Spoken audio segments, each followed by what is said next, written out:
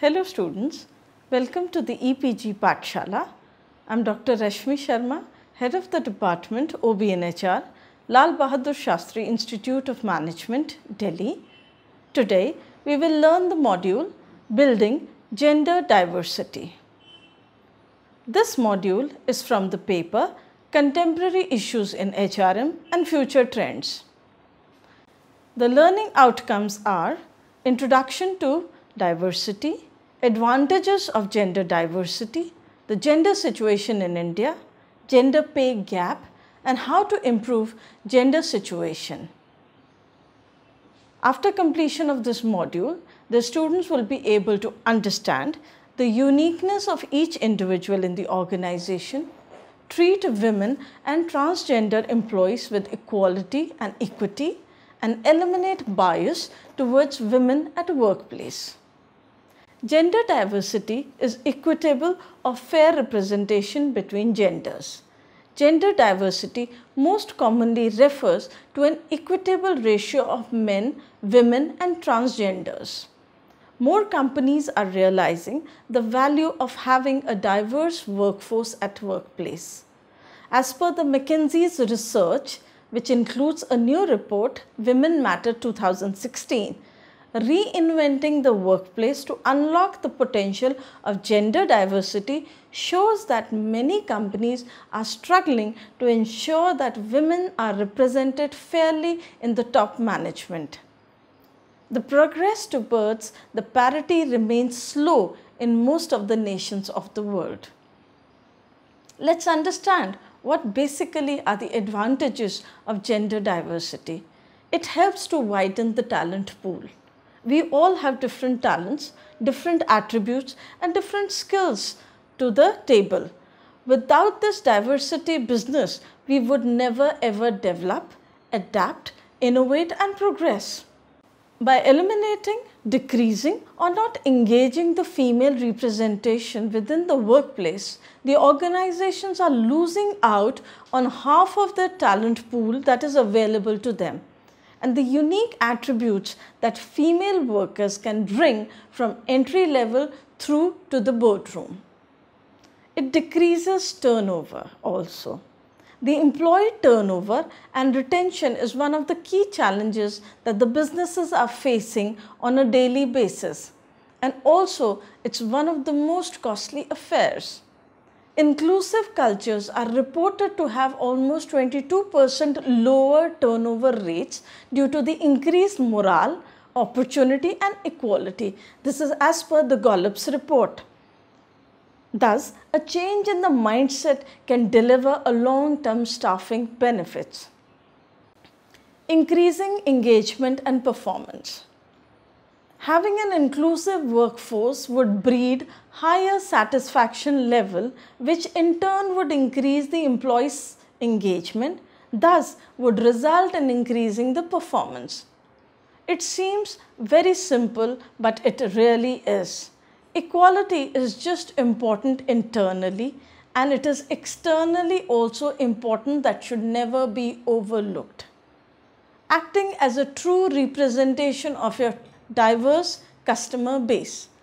It's a simple thought that engaging and retaining a diverse audience requires a diverse approach and workforce. Women currently influence over 85% of retail decisions, so as aligning direct representation with your workforce is almost imperative in order to retain and capitalize on this. Next is improving the reputation. Business reputation is much more impactful today than it was before. How your business is represented to your audience, your employees, your investors, and your future talent pool is undoubtedly a key definer of organizational overall success. A recent study that was done by PwC cited that almost 83% of women seek careers with businesses who demonstrate strong rewards of diversity and equality.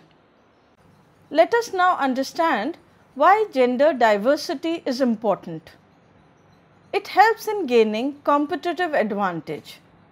The pace of change in today's global economy is rapidly increasing. Having diversity of thoughts at all levels and especially in senior leadership positions can help the organizations to effectively deal with the swiftly changing economic realities that this entails. This also brings in diversity of thought. Men and women tend to think differently. They have different viewpoints, ideas, and they approach problems differently. Better stakeholder representation. Having a gender diverse workforce and board ensures that the company truly represents all its stakeholders, shareholders, employees, and customers. Let us understand the gender situation in India. While the benefits of having women in the workforce are many, a sad truth of our times is that even today, women form less than 1/3 of the total workforce in India. This despite women candidates often proving to be more employable.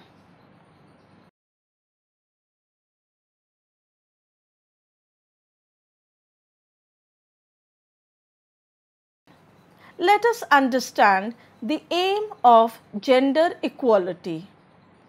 Workplaces should provide equal pay for equal work of equal or comparable value. Removal of barriers to the full and equal participation of women in the workforce. Access to all the occupations and industries including leadership roles regardless of the gender, and finally elimination of discrimination on the basis of gender. Workplace gender equality is associated with improved national productivity and economic growth, increased organizational performance, enhanced ability of the companies to attract talent and retain the employees, and enhanced organizational reputation. The gender pay gap is influenced by a number of interrelated work, family, and societal factors, which includes stereotypes about the work men and women should do and the way women and men should engage in the workforce. Women and men working in different types of jobs. Lack of women in senior positions and a lack of part-time or flexible senior roles.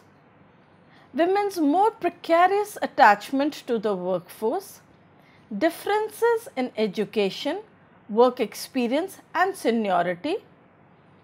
Discrimination which can be both direct or indirect.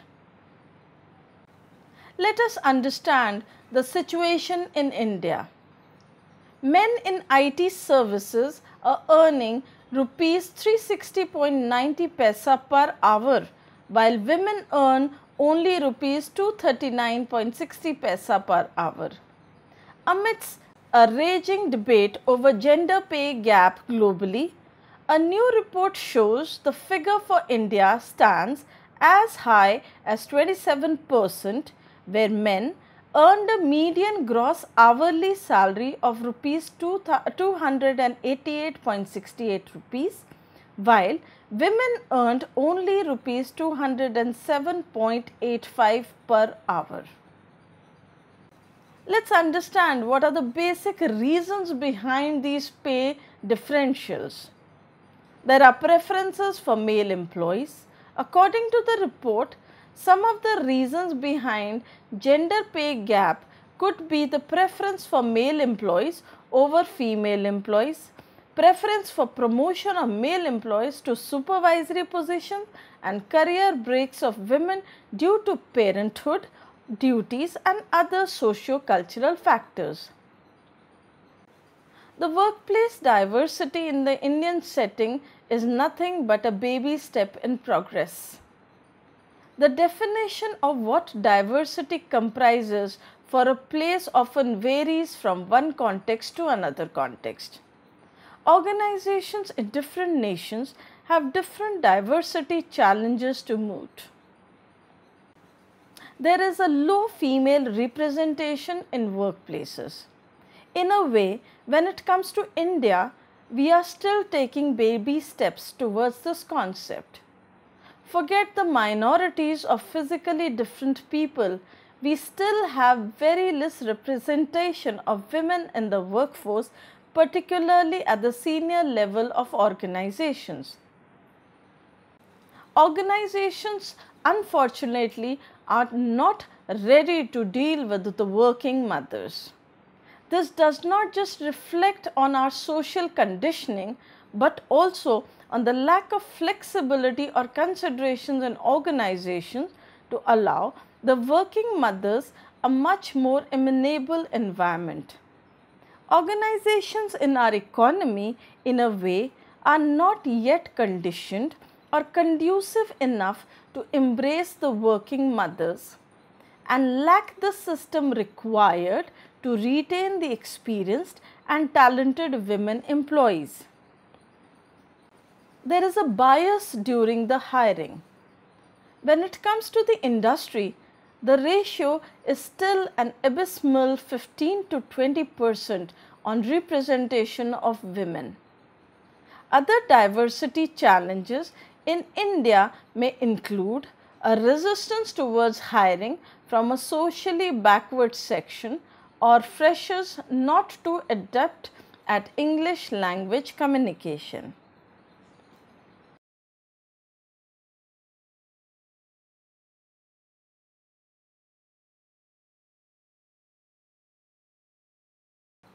Let us understand what are the challenges when it comes to complete diversity acceptance and how to deal with them. While it has immense benefits, ushering in an absolutely diversity friendly workplace presents several challenges. First is resistance to change. Resistance to change is a common challenge that we all face.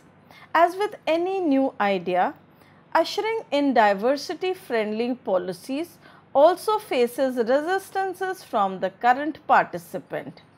A workplace is an amalgamation of different people working together, and not all may be interested or keen in becoming a part of this endeavor.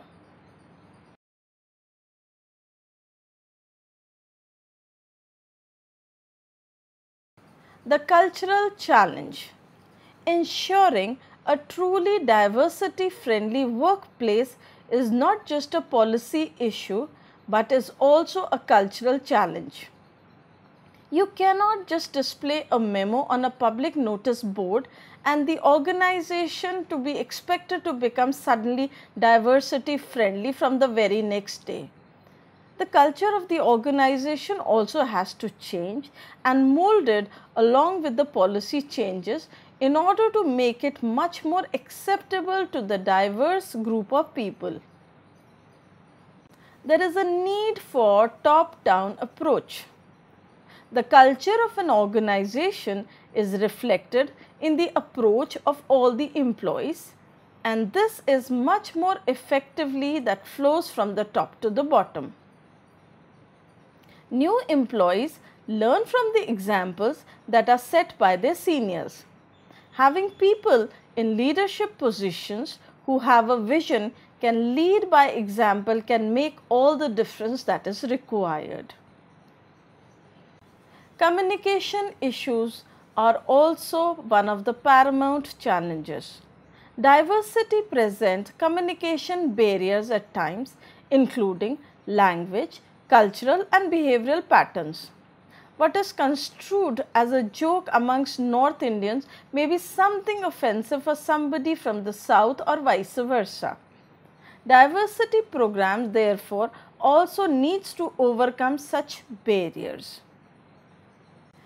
Ensuring diversity has to be an inclusive process.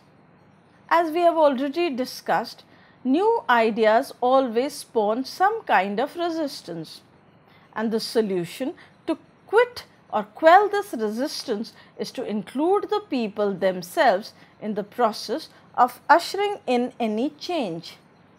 For a new policy to be sustainable, every employee has to be responsible for it. Transgender issues are paramount issues. One of the transgender identities is that of a transsexual person, a person whose gender identity is different from his or her assigned gender. Transgender people may also be straight, lesbian, gay, bisexual or asexual, and the term transgender is used to encompass a broad category of individuals. Now let us understand how we can improve the gender situation. We must fix possible intake bias. How can we achieve that? By using a mixed gender panel that can help in removing any possible intake bias. It is often believed that men have a tendency to hire men. Flexible work opportunities is another option. It allows the mothers to work from home or to make use of the flexible hours to make it easier for them to balance their work and family life. Gender sensitization in the workplace design is also important. Most of the office complexes, unfortunately, are designed by men and for men. Having a creche facility in or near the office is another good option. Finding a suitable daycare facility would prevent the mothers from resuming work. Women-centric CSR initiatives like funding initiatives to promote the education and care of the girl child, initiating campaigns to promote the inclusion of women in the workplace. These are but two of many possible ways by which we can utilize the CSR spend for the gender positive initiatives. Thus, in this module, we have learned that organizations all over the world are still struggling to ensure gender parity in their workforce in terms of pay as well as seniority. A gender sensitization is a must in every organization. Women should be provided with benefits and services that would supplement their responsibilities at home. Thank you.